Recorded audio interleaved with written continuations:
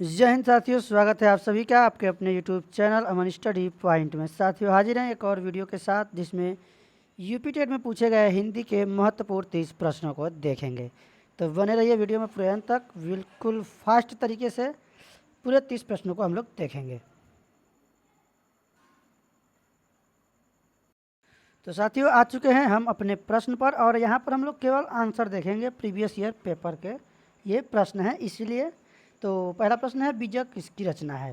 तो यहाँ पर आप लोग ट्रिक लगाया गया, इस पर मत जाइएगा, ये गलत भी हो सकता है, क्योंकि बीजक की जो रचना है किसकी रचना है, कबीरदास की है। यहाँ पर सी वाला ऑप्शन सही हो जाएगा।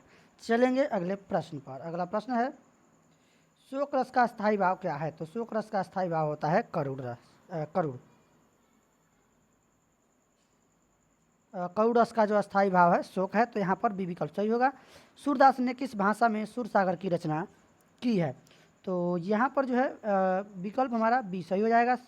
सूरदास ने सुर सागर की रचना ब्रज में की है, बी वाला ऑप्शन सही हो जाएगा।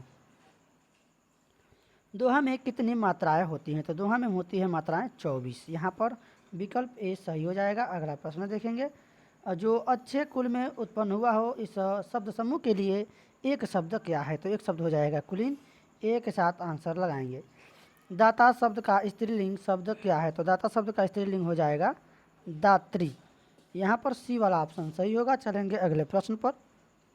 लड़का पेड़ से गिरा में कौन सा यहाँ पर कारक है। तो कारक कर्ता ने कर्म को कर से संप्रदान के लिए अपादान से, तो यहाँ पर अपादान कारक होगा। तो बिल्कुल फास्ट तरीके से कम समय में 30 प्रश्नों को देखेंगे, बस आप लोग वीडियो में बने रहिएगा। पापी में कौन सा विशेषण है। तो पापी जो है यहाँ पर गुणवाचक विशेषण है, सी वाला ऑप्शन इसका सही हो जाएगा।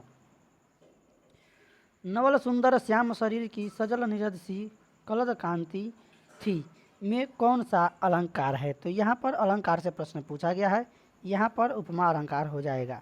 ए के साथ आंसर लगा देंगे। चलेंगे अगले प्रश्न पर। समास का अर्थ है। तो समास का अर्थ होता है संक्षेप, और इसका विलोम होता है व्यास। तो फिलहाल आंसर ए सही होगा। चलेंगे अगले प्रश्न पर। संकर शब्द किसे कहते हैं। तो ग्रामीण भाषा में ग्रामीण भाषा का शब्द, संस्कृत भाषा का शब्द, ग्रामीण व संस्कृत भाषा के कुछ विशेष शब्द, या फिर दो भाषा के शब्दों को मिलकर बना। तो ये होता है जिसे हम लोग अंग्रेजी में हाइब्रिड बोलते हैं, संकर। तो ये हो जाएगा दो भाषा शब्दों का मिलकर शब्द जो बना हुआ शब्द है। तो डी के साथ आंसर लगाएंगे। अगला प्रश्न है सूत शब्द को स्त्रीवाचक बनाने के लिए किस प्रत्यय का प्रयोग होगा। तो सूत में आप प्रत्यय जोड़ेंगे तो क्या हो जाएगा, सूता। तो यहाँ पर फिलहाल डी ऑप्शन सही होगा। चलेंगे अगले प्रश्न पर। नाक का बाल होना मुहावरे का अर्थ है। तो नाक का बाल होना, इसका अर्थ हो जाएगा अधिक प्रिय होना। यहाँ पर सी वाला ऑप्शन सही होगा। चलेंगे अगले प्रश्न पर। अश्व का पर्यायवाची शब्द निम्नलिखित में से कौन सा नहीं है। तो अश्व का मतलब होता है घोड़ा, घोटक है। यहाँ पर सी वाला ऑप्शन जो है सही होगा। अश्व का पर्यायवाची शब्द नहीं है, सी के साथ आंसर लगाएंगे। चलेंगे अगले प्रश्न पर। जो एक स्थान पर टिक कर नहीं रहता, वाक्य के लिए एक शब्द कौन सा है। तो ये हो जाएगा यायावर। यहाँ पर जो विकल्प हमारा सही होगा सी। अगला प्रश्न है बुंदेले हर बोलो के मुख हमने सुनी कहानी थी, खूब लड़ी मर्दानी वह तो झांसी वाली रानी थी। प्रस्तुत पंक्तियाँ के रचयिता कौन है। तो इसकी रचयिता है सुभद्रा कुमारी चौहान। विकल्प बी सही हो जाएगा। चलेंगे अगले प्रश्न पर, और अगला प्रश्न है नाटक शिक्षण में कक्षाभिनय प्रणाली के प्रयोग से क्या होता है। तो इससे जो है पत्रानुसार बच्चों द्वारा अभिनय से सीखने की प्रक्रिया में तेजी आती है। तो यहाँ पर जो विकल्प सही होगा बी। और अगला प्रश्न देखेंगे। बस आप लोग वीडियो में बने रहिएगा, बिल्कुल फास्ट तरीके से हम लोग वीडियो को देखेंगे। भाषा के संबंध में उपचारात्मक शिक्षण का उद्देश्य है। तो यहाँ पर जो ऑप्शन सही होगा ए, यानी कि भाषा प्रयोग संबंधी कठिनाइयों की पहचान तथा उनका निदान। तो यहाँ पर ए ऑप्शन सही होगा। अगला प्रश्न देखेंगे। प्रमुख भाषाई कौशल के अंतर्गत इनमें से कौन एक नहीं आता है। सुनना, बोलना, लिखना, और एक आता है पढ़ना, जबकि हंसना नहीं आता है, इसलिए यहाँ पर सी सही होगा। पूछा गया है कौन सा नहीं आता है। हिंदी दिवस कब मनाया जाता है। तो हिंदी दिवस मनाया जाता है 14 सितंबर को। यहाँ पर ए वाला ऑप्शन सही हो जाएगा। काव्य शिक्षण का उद्देश्य है। तो काव्य शिक्षण का उद्देश्य है रसानुभूति एवं आनंदभूति कराना। ये जो है काव्य शिक्षण का उद्देश्य है।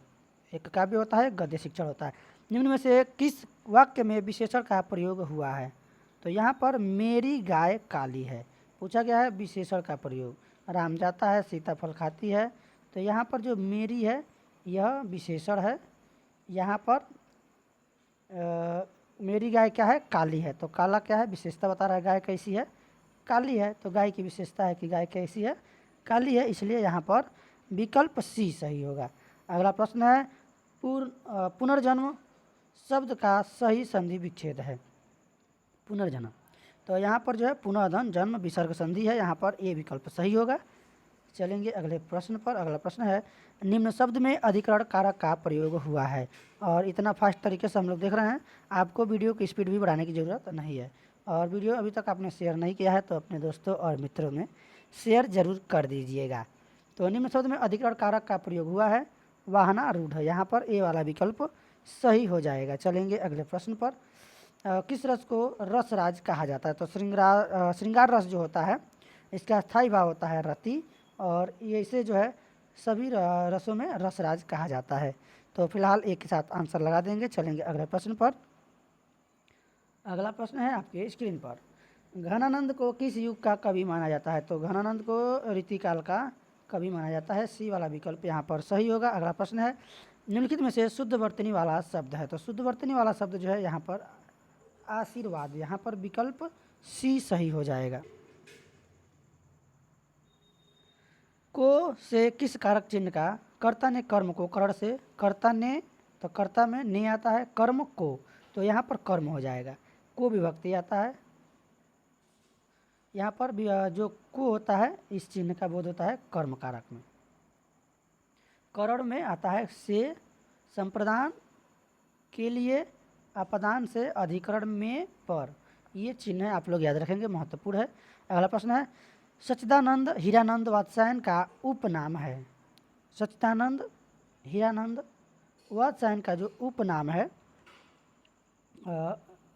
उपनाम है इनका अज्ञेय, यहाँ पर जो है सी वाला विकल्प सही होगा। चलेंगे अगले प्रश्न पर। और आखिरी प्रश्न है इस वीडियो का, बिहारी के प्रसिद्ध है? तो बिहारी के जो क्या प्रसिद्ध है? बिहारी जी के दोहे बहुत ही प्रसिद्ध है, तो यहाँ पर डी वाला ऑप्शन सही हो जाएगा। तो साथियों हमने जो है यहाँ पर मात्र आपके 8 मिनट में पूरे 30 प्रश्नों को पूरा किया है। तो वीडियो कैसा लगा आप लोग कमेंट बॉक्स में एक बार ज़रूर बताएंगे। और वीडियो पसंद आया हो तो वीडियो को लाइक और शेयर कर देंगे। चैनल पर पहली बार हैं तो चैनल को सब्सक्राइब कर देंगे। तो आज की वीडियो में बस इतना ही। धन्यवाद। जय हिंद।